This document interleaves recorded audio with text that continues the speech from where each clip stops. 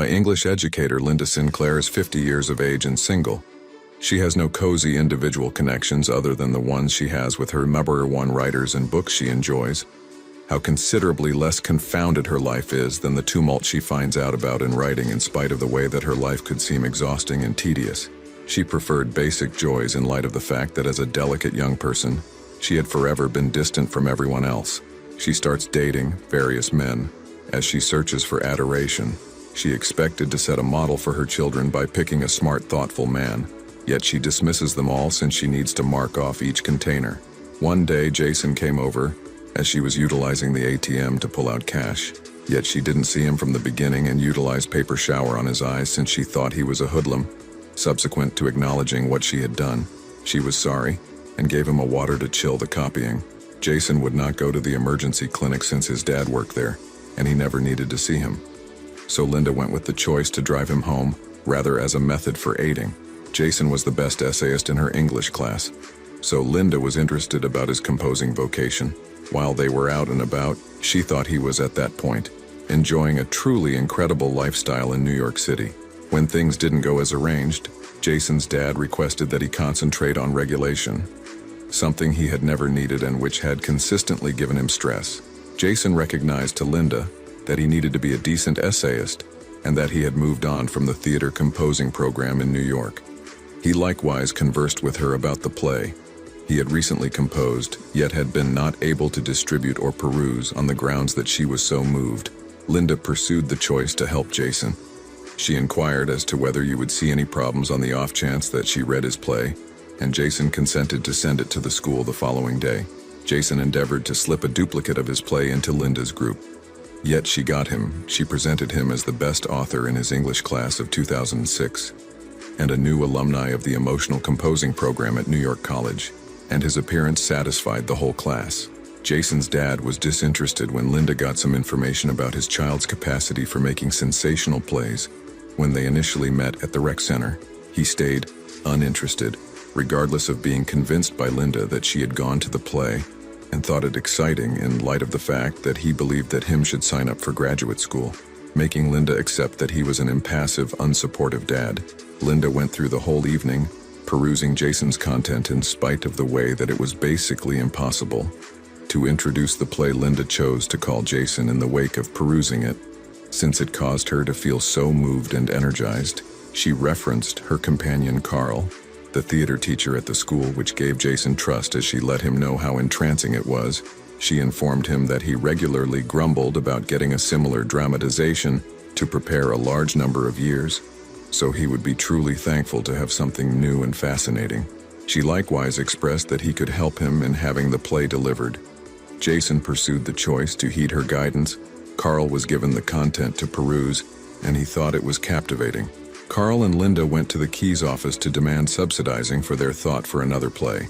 Since he had been showing similar play for the earlier years, Carl met Linda at school in the first part of the day so they could discuss Jason's play. Linda and Carl were told by Trudy and the VP that their play was ill-advised for a secondary school since it had a disastrous and savage closure. They proposed that they cut the last section, and Carl consented to do so. The chief later conceded them authorization. As they were leaving the Keys office, they, in the long run, arrived at an understanding. Linda informed Carl that it wouldn't be smart to cut the completion without Jason's notification, since he would have no desire to. Carl clarified for the lady that he was trying to say this to win their approval. Jason declined Linda's solicitation to the bistro since he wasn't prepared to sign the agreement that would offer the school the chance to coordinate his exhibition. Yet she convinced him subsequently that it was the main way for him to recover the certainty he had lost and keep his father from winning. When Jason at last concurred, the augmentation started some other time when the entertainers were allowed to stand up to the writer about the play. Jason felt disturbed when one of the understudies scrutinized his certainty. Jason stomped out of the theater. Linda advised him to remain on track and oppose becoming diverted. Tom hindered them in a practice, requesting to chat with Jason outside. Linda chose to proceed to help Jason in the wake of them having a brutal discussion. She additionally realized that Tom could never believe Jason should seek after his dramatic playwriting as a profession. Jason was in torment because of his ulcers.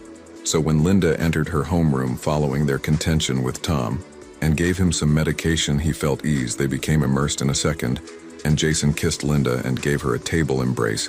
Do you want to see part 2 of this video? Subscribe to the channel and comment part 2. Thanks for watching. I would see you at part 2. Despite the fact that it was unequivocally what she wanted in her life, following the episode, Linda genuinely regretted what she and Jason had done on the grounds that it was amateurish and might have harmed her vocation. Linda chose to move toward Jason about her new way of behaving with him on the next day of training. Tom pursued the decision to apologize to Linda in the rec center for his prior conduct at her school. They decided to keep up with their fellowship to guarantee the progress of the exhibition. In the wake of leaving the exercise center, Linda called Jason to tell him that she had addressed his dad tragically. Jason was with Hallie, who was Linda's momentum understudy, and Linda was not content with Jason. He told her that Jason had misdirected him about his timetable, and that he had not come to the school in view of the play. The next day, Linda called Hallie to her homeroom and cautioned her about her activities with Jason. When Linda saw Jason and Hallie snuggling, she was annoyed with him since she thought what he was doing was inappropriate and amateurish. When Linda stood up to Jason, he followed her and apologized. Yet she was likewise jealous of him, since he was making the most of the younger students. The most horrendously terrible part is that Will subtly recorded each word they talked, while belligerents and afterward disclosed the discussions due of what happened the earlier day. Each understudy at school peered down on Linda the next day. Hallie was enraged and disheartened by what Linda done since she had seen Hallie and Jason kissing. Linda went promptly to the Essentials office to reprimand her for spreading bogus reports about her. Irritated by Jason's abuse of their understudy, Trudy and Phil moved toward him when he startlingly showed up with his face painted red to represent the blood, since they were rehearsing the consummation.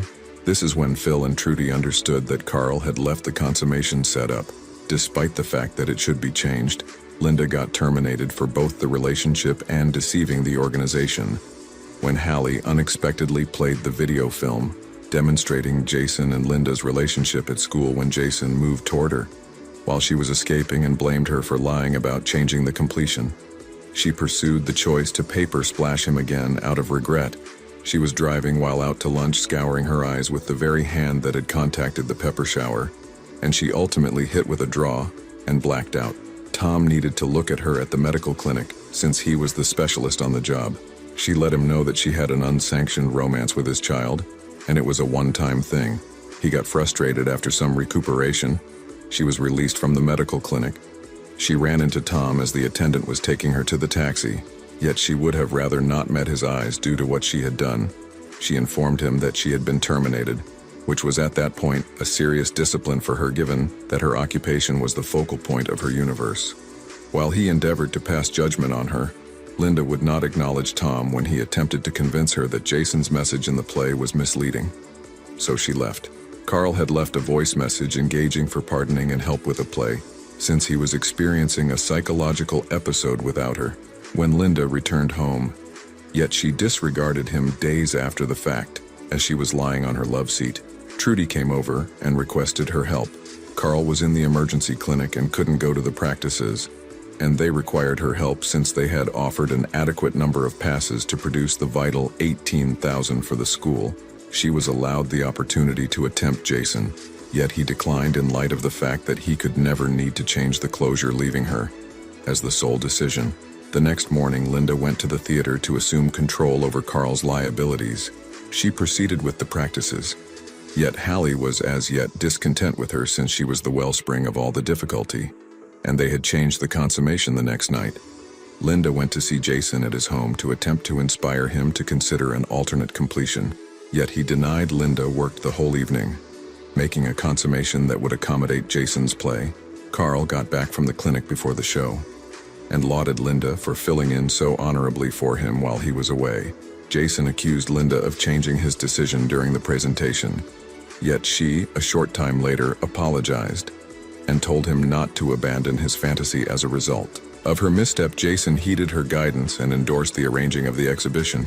Jason was shocked by their folks' energy for the play, particularly on the grounds that the entertainers gave a magnificent presentation, and Linda had composed a cheerful consummation. Jason was invited to the stage as the play's writer, which fulfilled Trudy and Phil too. Tom developed glad for Jason as of now, subsequent to expressing gratitude toward Linda for her help with completing the play. Tom and Lynette before long started dating. Gratitude for watching. See you sometime later.